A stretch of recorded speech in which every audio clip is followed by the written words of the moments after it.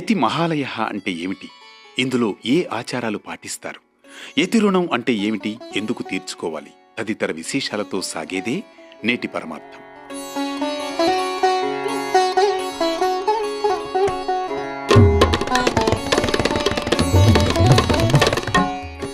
రేపు అనగా సెప్టెంబర్ 18వ తేదీ గురువారం యతి మహాలయ.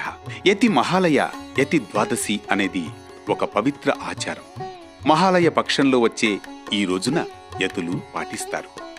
మహాలయ అంటే గొప్ప నివాసం, గొప్ప స్థానం అని అర్థం. కానీ యతి మహాలయ అనే పదం ధర్మశాస్త్రాలు, పౌరాణిక సాహిత్యం, వేదాంతంలో ఒక ప్రత్యేకమైన భావాన్ని సూచిస్తుంది.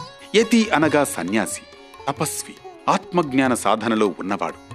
మహాలయ అనగా పరమపద ప్రాప్తి, అంటే ఆత్మ విముక్తి కలిగిన దివ్య స్థితి.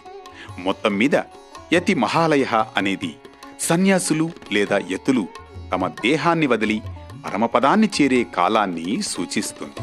స్మృతుల ప్రకారం పితృపక్షమంటే మహాలయం. ఈ కాలంలో పితృదేవతలు యమధర్మరాజు అనుగ్రహంతో భూమిపైకి వచ్చి తమ వారసుల నుండి శ్రాద్ధం, తర్పణం స్వీకరిస్తారు. అదేవిధంగా యతులు అంటే సన్యాసులు తమ శరీరాన్ని వదిలే సమయానికి కూడా మహాలయ అనే పవిత్రత ఉంటుంది. అటువంటి సందర్భాన్ని యతి మహాలయ అని పిలుస్తారు. మన దేహమే ఆలయం. అందులో ఉన్న జ్ఞానాగ్ని అనేది ఆ ఆలయంలో వెలిగే దీపం.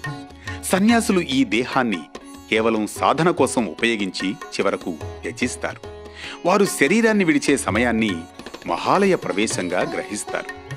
ఒక యతి పరమపదించినప్పుడు అతని జ్ఞాన స్మృతులు, బోధనలు, ఆశ్రమం, మత పరంపర భక్తుల హృదయాల్లో మహాలయంలా నిలుస్తాయి.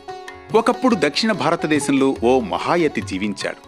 వేదాంతంలో అతనికి పాండిత్యం, భక్తిలో అపారమైన పట్టు.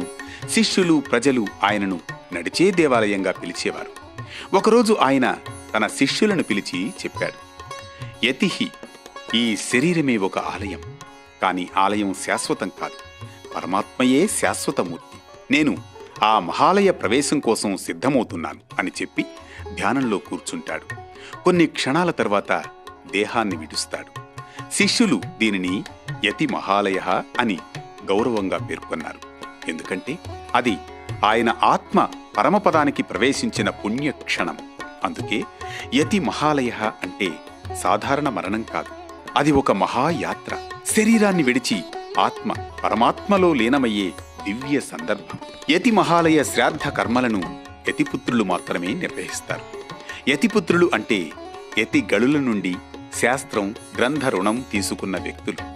ఈ రోజున యతిపుత్రులు బ్రాహ్మణ సమాజానికి భోజనం లేదా ఆహారాన్ని అందించడం ద్వారా యతికలకు హస్తోదకం, అన్న సంతర్పణం చేస్తారు. యతి మహాలయ శ్రాద్ధ ఆచారాలను గయా, ఋషికేశ్, వారణాసి, హరిద్వార్, అలహాబాద్, సంగం, కరూర్ సమీపంలోని దేవర్మలై, ఊటత్తూర్, రామగిరి వంటి పవిత్ర హిందూ క్షేత్రాలలో నిర్వహిస్తారు. ఇది యతి మహాలయలోని ఆంతర్యం. రోజువారీ పరమార్థంలో భాగంగా ఈరోజు వైశిష్ట్యం ఓ ధర్మకాంతికి, దివ్య స్ఫూర్తికి శ్రీకారం పలికిందిగా. రేపటి దివ్యమైన ప్రారంభానికి శ్రీకారం చుట్టేందుకు మరిప్పుడు తీసుకుందాం చిన్న విరామం.